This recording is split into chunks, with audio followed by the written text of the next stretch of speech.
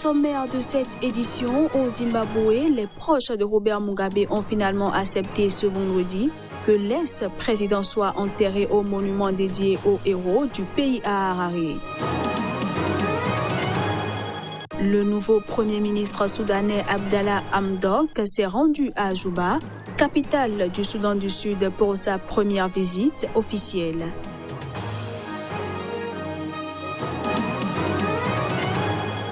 Et puis au Togo, la fondation islamique Aboudou Assouma a initié une conférence annuelle interreligieuse pour sensibiliser et éduquer les différents fidèles croyants à la culture de vivre ensemble.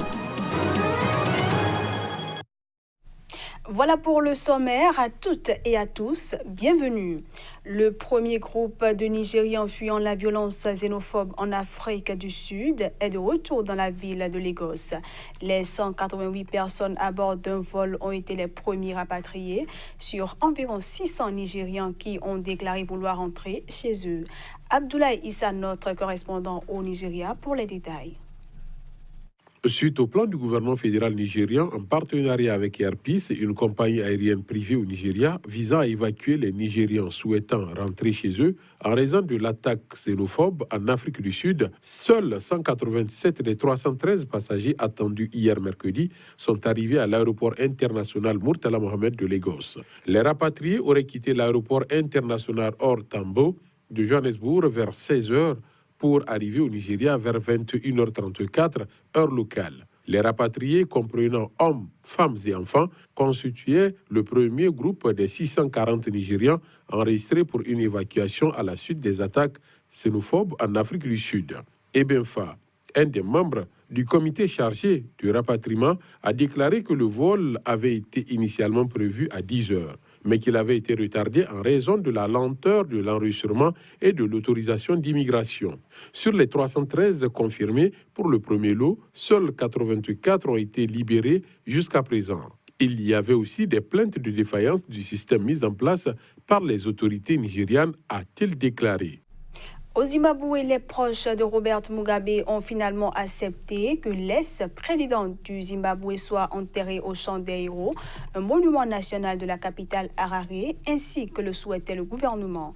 L'annonce a été faite ce vendredi par un porte-parole de la famille. Nouveau rebondissement dans le bras de fer qui oppose la famille de l'ex-président Robert Mugabe au gouvernement. Après plusieurs jours de tension, les proches de Robert Mugabe ont finalement accepté qu'il soit enterré au monument dédié aux héros du pays à Harare. Nous nous sommes réunis et mis d'accord. Il sera inhumé au Champ des Héros. Un endroit y sera choisi par les chefs traditionnels et il aura droit à une sépulcre différente car il est celui qui a dirigé la lutte qui a libéré ce pays, a confirmé un des chefs traditionnels, Matare Mudzenge. La date de l'enterrement, initialement prévue dimanche prochain, reste toutefois encore à déterminer. Le héros de l'indépendance de l'ex-colonie britannique s'est éteint le 6 septembre dernier à l'âge de 95 ans dans un hôpital de luxe de Singapour où il venait se faire soigner depuis des années. Sa dépouille a été rapatriée en grande pompe ce mercredi à Harare pour une série d'hommages, dont des funérailles nationales prévues samedi dans l'immense stade national des sports de la capitale en présence de nombreux chefs d'État africains. Loin de ce tumulte, l'hommage à l'ancien président a continué vendredi au stade Rufaro, en banlieue d'Harare.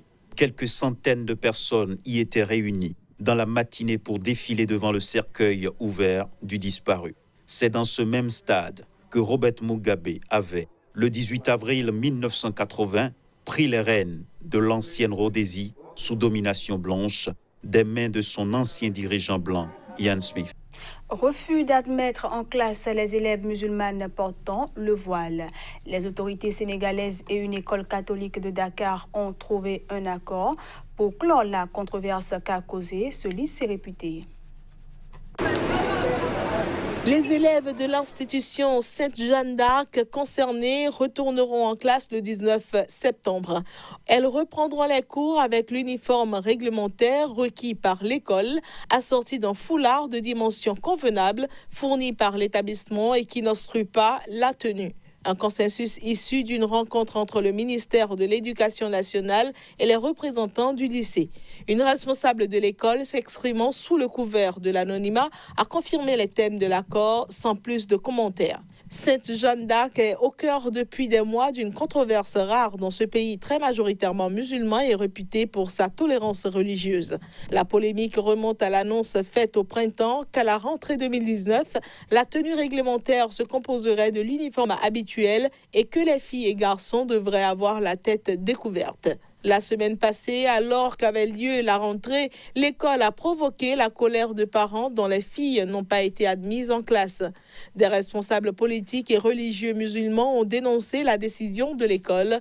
Les manifestations contre l'interdiction devant l'école ont donné lieu à quelques interpellations. L'école invoque son identité. La règle est la même à travers le monde dans tous les établissements de la congrégation des Sœurs de Saint-Joseph de Cluny dont elle relève. Elle souligne que les parents ont inscrit leurs enfants en connaissance de cause en signant le règlement intérieur. Sainte-Jeanne d'Arc compte quelques 1 700 000 élèves, pour une bonne part enfants de familles aisées ou d'origine étrangère.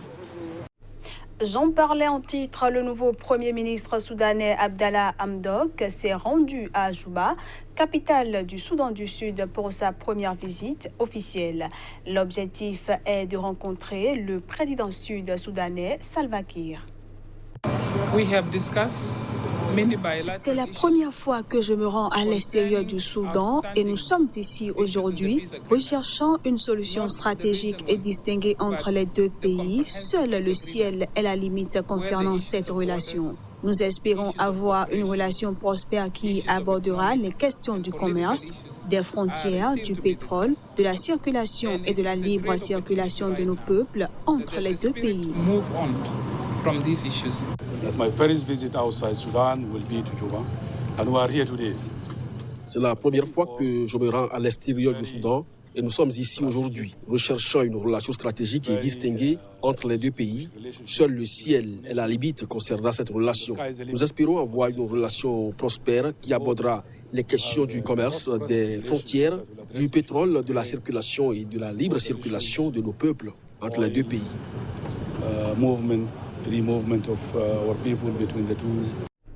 Depuis le 20 août dernier, le Nigeria a verrouillé ses frontières avec le Bénin, ce qui n'est pas sans conséquence.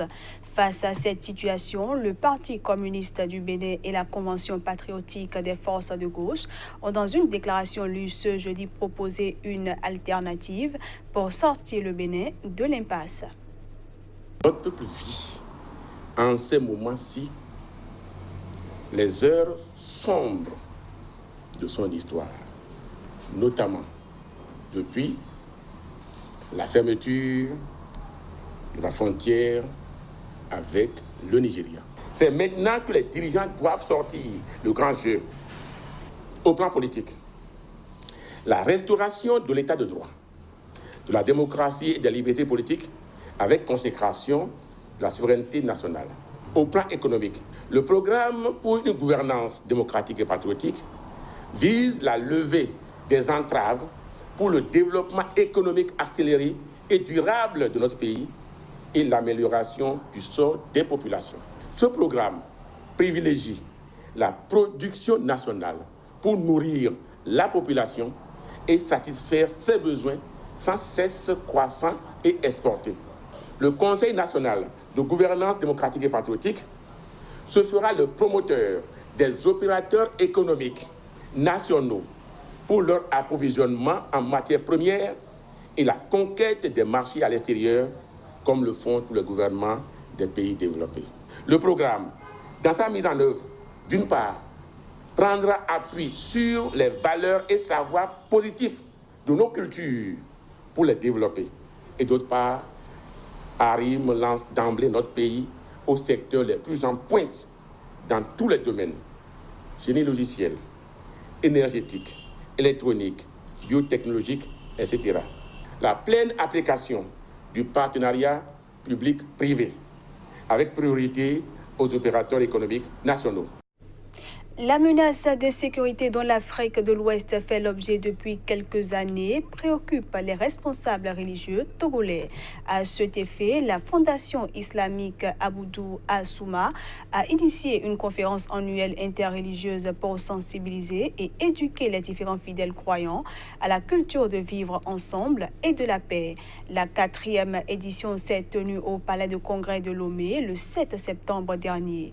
Ferdinand Gallet, notre correspondant à Lomé, pour le reportage. Elles sont nombreuses confessions religieuses à répondre présentes à la 4e conférence islamique organisée par la Fondation islamique Aboudou Assouma à Lomé cette année. La conférence nous amène en tant que religieux à rassembler les fidèles de tous bords, de toutes confessions religieuses confondues, pour que nous vivions dans la paix, le pardon, l'amour du prochain, la réconciliation et surtout la paix qui est le socle de développement de tout pays. Préoccupés par la menace d'insécurité dont l'Afrique et particulièrement les pays de la sous-région ouest-africaine font l'objet depuis quelques années, le président de la Fondation islamique, Aboudou Assouma, entend par l'organisation de ces conférences contribuer à la sensibilisation et à l'éducation des fidèles musulmans à la culture de vivre ensemble et de la paix au Togo. Vous savez, cette conférence se veut une conférence d'information et de sensibilisation à l'endroit de notre communauté, la communauté musulmane du Togo, et partant à l'endroit de tout le peuple togolais. Pendant une journée, les responsables des différentes confessions religieuses présentes à cette 4e conférence islamique du Togo ont, dans leur message, insisté sur la culture de la paix sans laquelle aucun développement n'est possible. Ce journal se poursuit et on passe cette fois-ci à la revue de presse Afrique.